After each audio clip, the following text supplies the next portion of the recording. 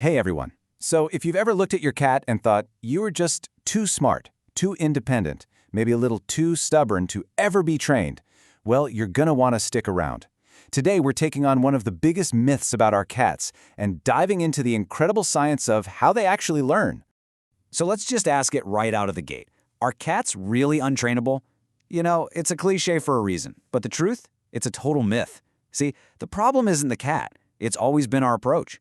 For way too long, we've basically been trying to train them like they're just small, weird dogs. The real secret is learning to think like a cat. And this quote from Hill's Pet just hits the nail on the head. A cat's independence isn't a bug, it's a feature. That aloofness we sometimes see, that's not them giving you the cold shoulder. That's thousands of years of evolution hardwired into their DNA. And once we get that, we can finally start working with their nature instead of fighting against it. So here's how we're going to break it all down. First, we'll officially put that untrainable myth to bed. Then we're going to go deep inside the feline mind. From there, we'll build our training toolkit and put it to the test by teaching a high five.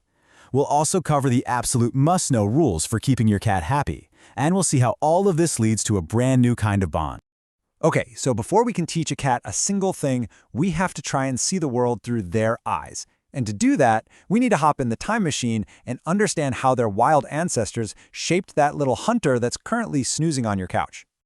Now this timeline tells us something absolutely crucial. You see, unlike dogs, who we spent centuries breeding for specific jobs, cats kind of domesticated themselves. They saw our grain stores, saw all the mice, and thought, hey, this is a pretty good deal.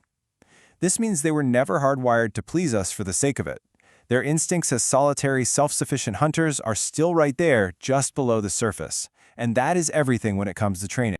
And this chart right here really gets to the heart of it. For a dog, security is found in its pack, in its social bonds. For a cat, security is all about territory. It's their safe space. It's why a dog will work for a good boy, but a cat is fundamentally asking, okay, but what's in it for me? They're not motivated by praise. They're motivated by resources, food, safety, comfort, and routine. But don't get me wrong, this doesn't mean they're antisocial. Cats are absolutely social creatures, but it's just on their own terms. In the wild, they form these loose colonies around a good food source. They build bonds by rubbing against each other, creating a shared colony scent. And that tail-up thing they do when they greet you, that's a super friendly hello. It's all about familiarity, not a rigid hierarchy. All right, so now that we've got a better handle on how cats think, let's get practical. Let's talk about what's actually in our training toolkit. And the best part is, you really don't need much, and it's all based on positive, humane communication. The entire foundation, literally everything we're going to do, rests on this one beautiful concept: positive reinforcement. This isn't about being the alpha or giving commands. It's way simpler. It's about spotting a behavior you like and immediately making it a rewarding experience for your cat. They do something right, they get something they want. That's it. That's the whole game. And here's something that might change how you see this. Training isn't a chore. For your cat, it's a super fun brain game. Think of it like mental gymnastics. A 5-minute training session can actually be more stimulating and honestly more tiring for them than 20 minutes of chasing a laser pointer. You're giving their most powerful muscle, their brain, a real workout. Now, one of the best tools for this is a simple clicker. But first, that click has to mean something. We do this by charging it. It's so easy. You just click and immediately give your cat a high-value treat. Click, treat. Click, treat. Over and over. Pretty soon, your cat hears that sound and their brain goes, ooh, a reward is coming. You've just created a super precise way to say, yes, that right there, the exact second they do something you. Okay, theory is great, but let's see it in action. We're going to take everything we've just talked about and use it to teach a really fun, simple trick that basically any cat can learn: a high five. So first, we're going to lure the behavior. Get your cat in a comfy sitting position. Then hold a treat in your closed fist right in front of them. Naturally, they're going to try to get it. The instant their paw lifts off the ground or touches your hand, even for a split second, click and give them the treat. After you've done that a few times, you can start saying your cue, high five, right as they're making the motion. Now, once they're getting that pretty consistently, it's time for the magic step, fading the lure. This time, you're going to present your hand in the exact same way, but it's empty. The moment they touch your empty hand with their paw, you click and then reward them with a treat from your other hand. This is the real game changer. They're learning that the hand signal itself is the cue, not the smell of the treat in your hand. So the techniques are great, but a truly successful training partnership is really built on the right mindset.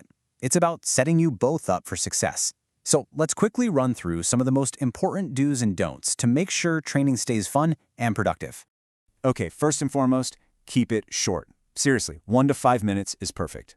You want to use amazing treats. We're talking tiny bits of chicken, tuna, those lickable treats, stuff they go absolutely nuts for and only get during training. Be patient, be consistent, and make sure everyone in the house is on the same page. And probably the most important rule of all, always end on a good note. Stop the session while they're still engaged and having fun.